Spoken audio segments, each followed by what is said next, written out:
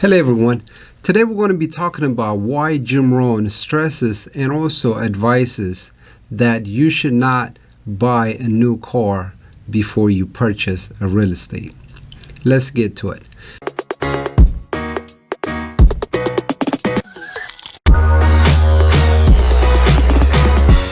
In case if you're new to my channel, my name is Simon. I usually share information about entrepreneurship, real estate, personal finance, and also wellness and happiness.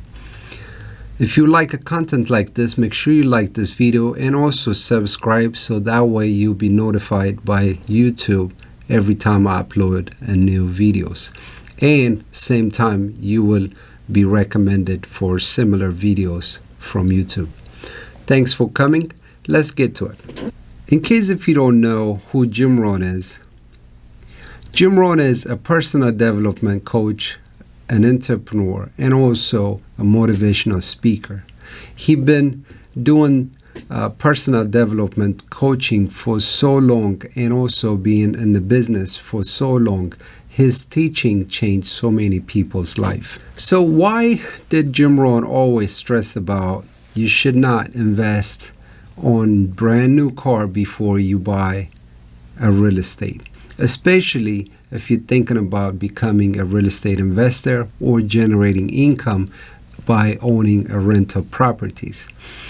The reason is because real estate appreciates in value versus a car depreciates in value every day.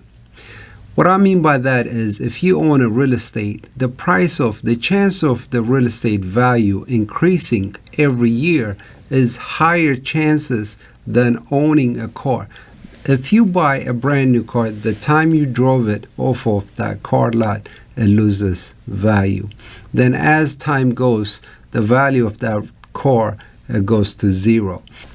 So Jim Rohn always stresses about if you are rewarding yourself with the car, make sure you buy your first property before you own your brand new first car.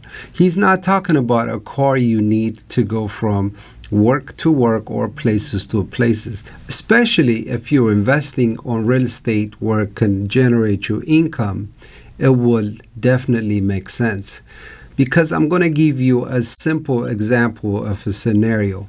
So the scenario is that if, let's say, instead of you spending that $30,000 on buying a car, if you use that $30,000 and you took it to buy a property, that $30,000 can be your 10% down for a property worth $300,000, or it can be a 30% down for a property's worth $100,000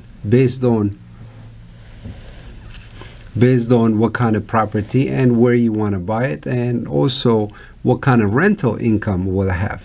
So let's say if you're in Midwest and Ohio area and you invested on a property $100,000 or $150,000, now you're generating, if it's a 2-family or 4-family or whatever the rental income is, monthly $1,500 to $2,000. Now your mortgage is going to be $500-$600 plus your property tax, insurance. After all that paid, you might get about $400 or $500 a month net income.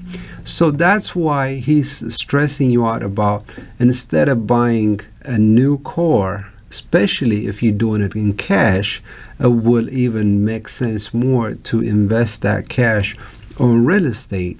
And so that way, from the real estate profit, if you're still thinking about rewarding and you wanted to drive a nicer car, you can still do that by getting a payment on that car, and the house profit will pay for your car.